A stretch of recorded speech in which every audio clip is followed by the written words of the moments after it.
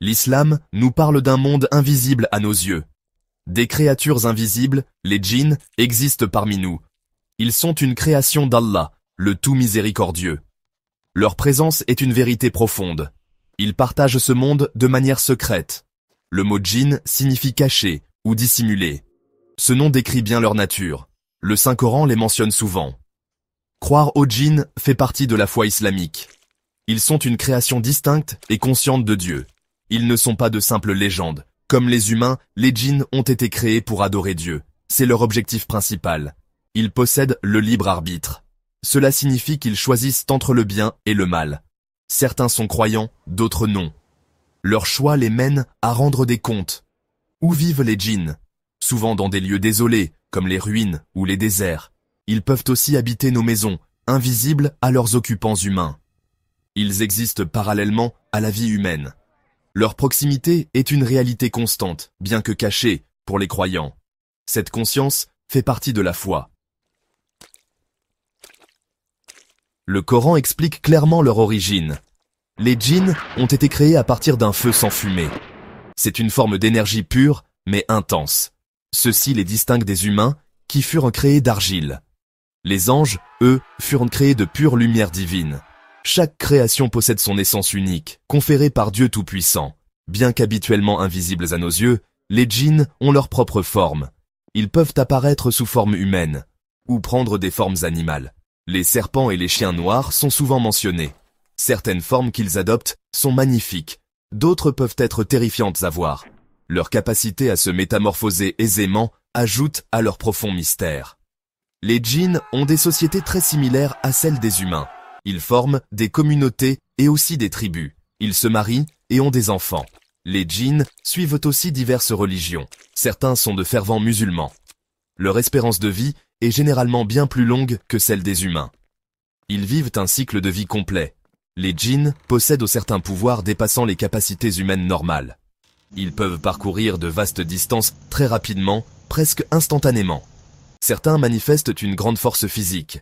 Ils peuvent influencer subtilement les pensées humaines par des suggestions intérieures. Cette influence est souvent appelée waswasa, ou l'acte de chuchoter. Humains et djinns partagent cette terre. Pourtant, nous vivons généralement dans des dimensions différentes de la réalité. C'est comme deux mondes parallèles, occupant le même espace physique. Nous occupons la même planète, mais la percevons très différemment. Cette séparation fait partie du dessein sage et parfait de Dieu. Sa création est vaste et diverse. Le contact direct entre humains et djinns est rare, mais bel et bien possible. Les djinns peuvent parfois affecter les humains. Cela peut être par la possession ou peut-être par l'inspiration. Le prophète Salomon, que la paix soit sur lui, a interagi de manière célèbre avec eux. Les musulmans récitent des versets du Coran pour se protéger de tout mal potentiel. La parole de Dieu est le meilleur bouclier. Devrions-nous chercher l'aide des djinns? L'islam décourage fortement cette pratique. Compter sur l'aide des djinns peut mener à une grave erreur. La véritable aide et le véritable pouvoir ne viennent que d'Allah, le Dieu unique. Chercher de l'aide auprès d'êtres créés comme les djinns est spirituellement périlleux. Gap 2S. Cela peut ouvrir la porte à des ennuis imprévus. Connaître les djinns est important. Cela fait partie de la compréhension de l'invisible. C'est un royaume connu sous le nom d'Al-Ghaib. Cependant, cette connaissance ne doit pas engendrer une peur constante et incontrôlée. L'islam enseigne l'équilibre et une confiance inébranlable en Dieu seul. Notre confiance et notre protection ultime reposent uniquement en Allah, le protecteur. Il nous suffit. La croyance aux djinns est répandue dans de nombreuses cultures musulmanes. Pourtant, les histoires et les interprétations peuvent varier considérablement d'un endroit à l'autre. De l'Afrique du Nord à l'Asie du Sud-Est, le folklore local se mêle souvent aux textes islamiques fondamentaux. Cela crée une riche diversité de croyances et de récits sur les djinns. Ces histoires reflètent l'expérience humaine. De nombreux contes célèbres mettent en scène des djinns. Le Saint-Coran nous parle du prophète Salomon, Suleyman. Il reçut un commandement spécial sur certains djinns. Il le servait dans diverses tâches. Iblis, aussi connu sous le nom de Satan, est considéré comme l'un des djinns. Son histoire d'orgueil et de rébellion est une leçon cruciale pour l'humanité.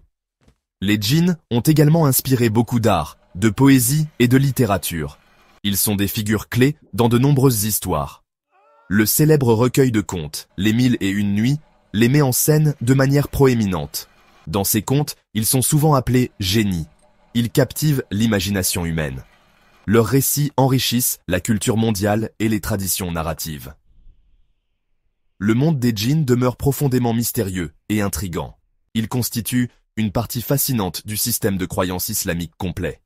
Ces êtres invisibles nous rappellent des réalités au-delà de nos sens. Leur existence souligne clairement l'immensité de la création de Dieu. Ils continuent d'inspirer l'émerveillement